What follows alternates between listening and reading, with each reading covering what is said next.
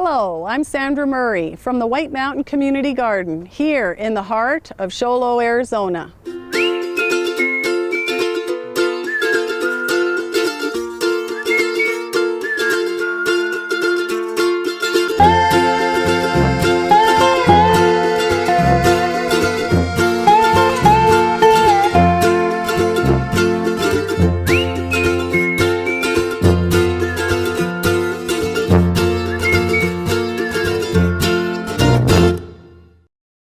Gardening in the high country of Arizona presents many challenges. Our altitude, the high intensity sun, and strong winds are several of them. But our biggest challenge is turning Arizona dirt into healthy, productive soil. Marshall Logvin is a member of our garden. He also happens to be very knowledgeable about soil. Hello, I'm Marshall Logvin, and I'm a biology professor at a college, and today we're going to talk to you about the chemistry of soils. My name's Don Jackson. I'm a local contractor for landscape, and I'm just glad to be here in the gardens today. So Don, will you talk to me about a little bit about the history of the White Mountain area in terms of the soil and how this all came about? Well, millions of years ago we were underwater, and as the water dissipated and left, it left us with sediment on the floor that formed different components of stone, left us with layers of lime which affect our pH levels in our area. Some of the different stones that we see in our area are a lot of sandstones, some quartz, and also some granites in this area. So with that water, we had a lot of limestone, and as you said, that added alkalinity, and we also had a lot of sandstone. And so this here material, this is called feldspar. And feldspar, it makes up 60% of all the minerals on the crust of the earth. But this feldspar sometimes has other minerals in it, and you can see this is kind of yellow, and this has potassium in it. This feldspar, when it breaks apart, forms clay minerals, and clay minerals make up a lot of the soils here in the White Mountain area. And that's why we have a lot of potassium, which is a nutrient for plants, in our soils. So this is very, very fine clay minerals in the soil. But the granite breaks up into smaller pieces of little gravel. And you can see in the sedimentation here is the feldstone that's broken down into very small particles, which forms the clay in our soil. And in this one over here, you've got some larger materials in here which form the gravel of the soil. And so now we're beginning to talk about really the kind of soil that's needed for plants to grow healthy in the White Mountain area. The United States Department of Agriculture has actually classified this area in the White Mountains as Bagley clay. And that's important for us because what it tells us is that water penetrates only about 1 to 3 inches because there's so much clay and in a hard pan. And also it tells us that there's a very alkaline soil. So what we do here at the White Mountain Community Garden is we have a very simple, easy to use soil test kit. And we took a sample of soil and a little reagent, and we wanted to find out what is the pH. Now for plants, healthy plants, the range of pH is 6.5 to 7.5. But notice how dark green this is. And this is around 8.5. And that's something that we have to address at the White Mountain Community Garden. We have to lower it so it's healthier for plants. Besides the pH, what are the other 2 nutrients, Don, that we need for good plant growth? The other 2 nutrients that are essential for plant growth are nitrogen and phosphorus, and those aren't readily available in the soil, and so we have to add them, change the soil just a little bit, and add those to the soil through different means. One of those means, changing the pH. We can add different composts, manures if they're composted correctly. Peat moss is a great amendment for soil. But adding organics to the soil help create an environment for the nutrient flow within the soil for plant uptake. Those are great points, Don. And so we're talking about lowering the pH for a healthy level for plants, adding nutrients, nitrogen and phosphorus, and the organic material keeps it very loose so those roots can grow deeper and so they can absorb the nutrients. So in a garden like this here, we get our plants that we want, but we also get some plants that we don't necessarily want in grasses. And plant material can be composted. And when it's composted, that means that it's going to be using bacteria and fungi to decompose that material. And then after a year, that compost material can be added to the soil. That's a great thing to do every year, and it adds a little bit of nitrogen. In organic farming, nitrogen sources really are from things like fish emulsion is a good one, and blood meal is another good one that you can add. Non-organic, then you can find some commercial fertilizers that you can use to add nitrogen and phosphorus. But for really good, healthy gardens, you're going to want to add composting material to loosen that soil. Peat moss not only loosens the soil, increases water absorption, and it lowers that pH. And we have to do that every year, and that's what makes good, healthy soil to grow healthy plants. One of the things that fascinates me about this one, you can see how that organic matter has worked its way down into the soil profile. That's exactly what happens within a garden. As you add organics, it will work its way down into that profile and get deeper and deeper and deeper into the ground. This year, the community garden developed a Gardening for Kids program. Its aim is to teach children gardening, growing vegetables from seed to harvest, learning about soil, insects, pollinators, and exploring the natural world.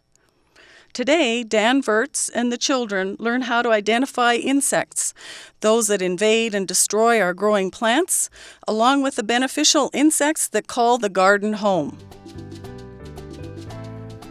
Everybody know who Darth Vader is? Yeah. I call this guy Darth Vader. I found him hanging upside down on my dill plant. This is a wasp.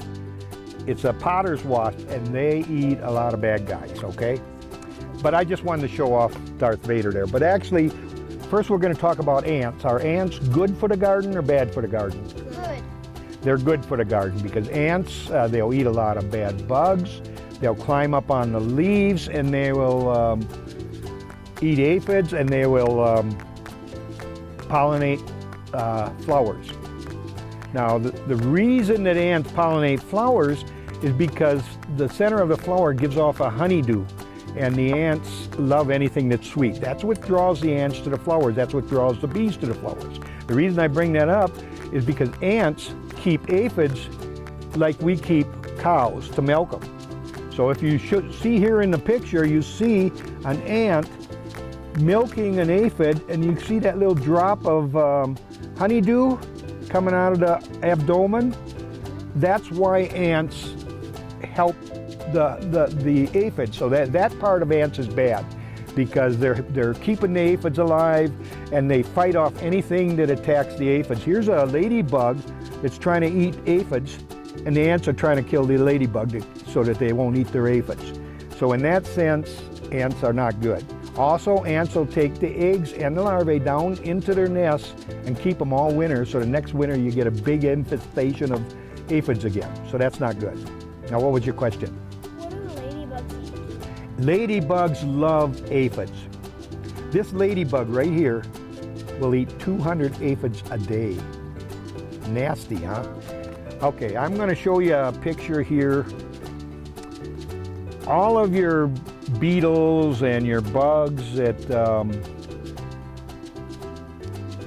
we consider good bugs are good bugs because they eat bad bugs. Here's a picture of an assassin bug eating a bean bug.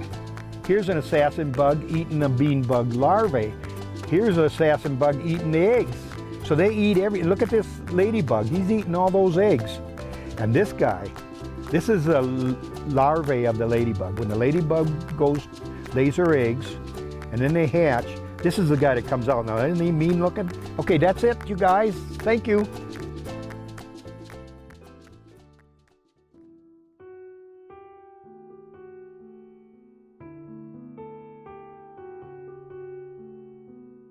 We're here by this beautiful plant today, and I'm struck by how many bees are buzzing around.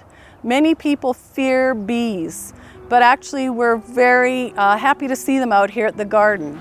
A third of our food crops rely on the bees to pollinate them. Believe it or not, some plants get along with each other better than others. Camilla Sexton gives an overview of plants that nurture and protect each other and the plants that may hinder another's growth and flavor. Hi, my name is Camilla. I'm with the White Mountain Community Garden, and I'll be speaking about companion planting today. You can see here I have some examples of some good companion plants. Companion plants are plants that work well together, good companions. They're kind of like people that work well together. So you have a roommate or a spouse, you want a good companion to be with. They'll help you grow, they help enrich your life.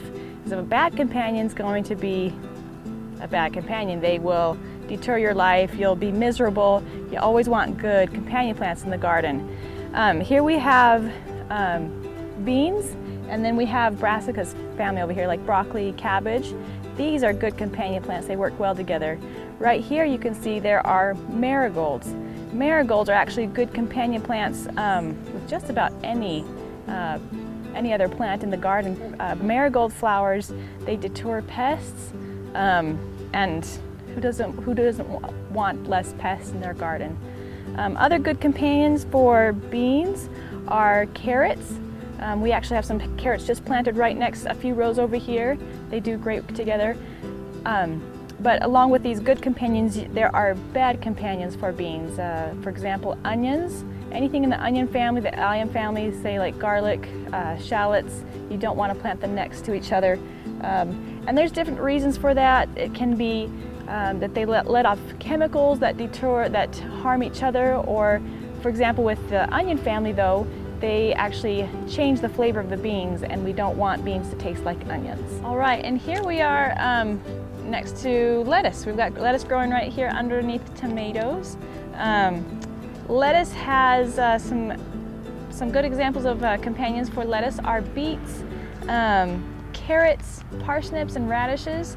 I know from experience growing radishes and lettuce actually softens radishes so that they're not so tough. But it's always good to have a good companion with lettuce that'll help keep the bugs away, because they're so tender. It's very common for bugs to get to them. But something you want to keep lettuce away from always are the brassicas family. So the cabbage, broccoli, any of the plants in that family.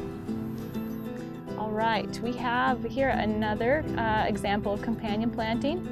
This one is a grouping actually. It's called the Three Sisters, and it was used by Native Americans. It's how it was introduced to our modern day gardening, but it's often still seen in gardens today. And the Three Sisters are corn, beans, and squash, and they work very well together. You can see here the corn. It grows tall, and it is actually a heavy feeder, meaning it uses lots of nutrients from the soil. Beans grow right below it, right around it. The beans replenish nitrogen to the soil, which is very important. And the beans will actually grow up the corn if they are a vine bean. And our third plant are squash. They will grow around. And the squash are heavy feeders like the corn are, so they rely on the nitrogen that the beans bring back to the soil, but they provide shade, which help keep weeds down. And all three of them together provide a lot of good nutrition.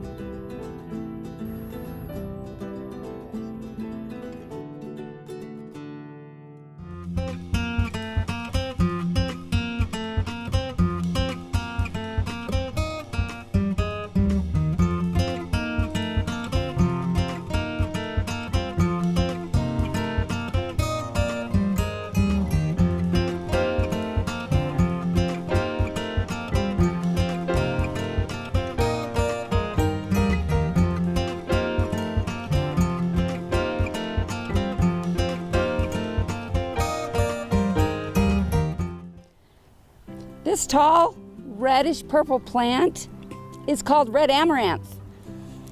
It grows in a lot of places in the garden. In fact, it almost looks like a weed if you weren't careful.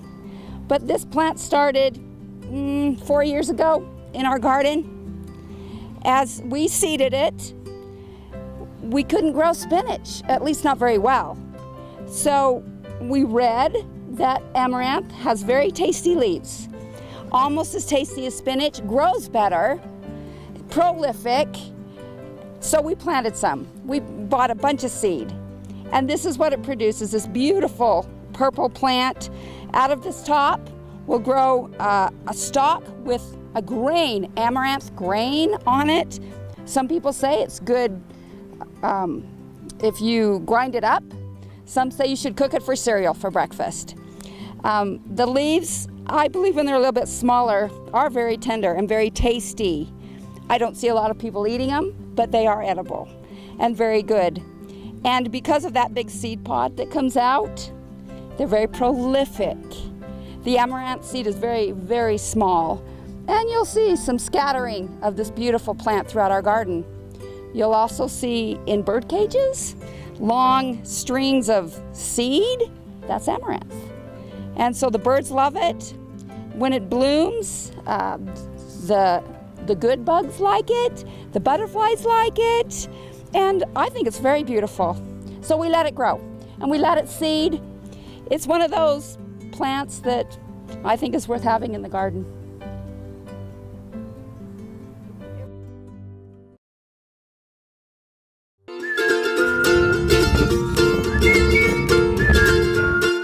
Basil, everybody's pretty familiar with it. It's a wonderful culinary herb. Several varieties are available. We have some purple basil here too, which looks beautiful and is delicious too. Basil loves warm weather, and in fact up here on the mountain you would not want to plant it until after the 1st of June because it will not tolerate any frost. Beth started as a transplanted plant, and certainly you can start them from seed. It's pretty straightforward, and in fact these plants were all started from seed, and middle of July they're doing really awesome. Kind of an interesting fact I came across was historically basil had been reported as a remedy for sea dragon bite. Luckily we do not face that issue here, and we use it again as a culinary herb. You'll see some of these flowers are starting to develop on the basil, and what you want to do is you want to go ahead and pinch those off. That really extends the growth of the plant, and they're edible, and again they look beautiful in a salad, especially the purple. When you're harvesting it, good to pinch it right back. Take a good hunk of it like that. Again, it's classically known as culinary herb, widely featured in Italian food, but certainly you could just throw it in any salad. Pesto is wonderful. Pesto is a recipe that you can eat right away, or you can even freeze. It's easy to dry this plant too and enjoy it for the rest of the year. So get to know basil. It's an awesome herb. Hi, I'm Linda Hoy. I am a board member of the White Mountain Community Garden, where we are right now. And I am also co-team leader of the garlic, onions, and peppers. And today we're going to talk about garlic. And right now in this bed in front of me and in back of me, there are 3 different kinds of garlic. Right here are the big elephant garlics. Next are the soft neck, and behind that is the hard neck. Now the soft neck is the one you buy in the grocery store that has the full, rich, full bottom flavor. The lesser flavored one is the hard neck, and the really, really mild garlic is the elephant garlic. And you can sort of differentiate between the size of the leaves, which is which. We're looking at the leaf of the elephant garlic. You'll notice it's broader at the base, and that would communicate to us and keep us mindful that this is elephant garlic. The soft neck garlic, which is the garlic that you find in the grocery store, has that full, rich flavor. And these are probably teenage plants in their maturity process. And now we're looking at the hardneck garlic, which is between the softneck that we just saw and the elephant that we saw earlier. You'll notice the leaves are a little bit broader than the softneck. So that again will help us know what we're looking at in the garden. And these plants as well are probably teenagers in their maturation process. And here I have a sample of what we talked about last winter when we first planted the garlic. And then we talked in March about the scapes. So we've talked sequentially about things that are happening in the garden with the garlic. This is what we have reaped. This is hardneck garlic, this is softneck garlic, and I don't have a sample of the elephant garlic. But we harvested this the 1st of July, and these garlics are at the end of their 2-week hardening period, so they're ready to eat. And we're beginning to think about planting our new crop in November. And of course, because here at the community garden we do crop rotation, we will not be planting in the same area that we planted last year. So we'll be moving to another area of the garden and enjoying that new lushness. The difference between these garlics is the softneck is what you get at the grocery store. It has the stronger flavor. In between the softneck and the elephant is the hardneck with a milder flavor, and the elephant garlic is creamy and should be used immediately. These two have a longer shelf life, so you just put them in a dark, cool place and they'll last for months. And you know we all love garlic. So come on down to the community garden and let us talk to you about garlic and onions and get to know us.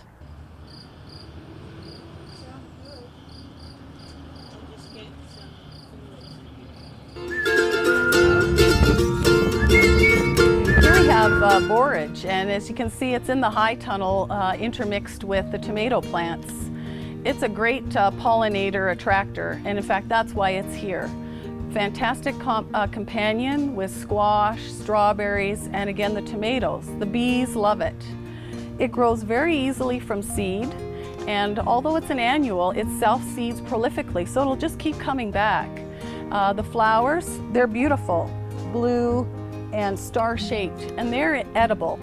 And so they look great. You can put them in ice cubes, also sprinkled on a salad. The taste is reminiscent of a cucumber. So another great herb to know in your garden for companion planting, really brings the pollinators in. What a great second show. Kids in the garden bring a lot of curiosity and joy. We learned about insects, beneficial and those that aren't so great for our garden. Soil is the foundation. We learned many quick tips on how we can improve our soil. Please join us next time as we continue to explore gardening in the Arizona High Country.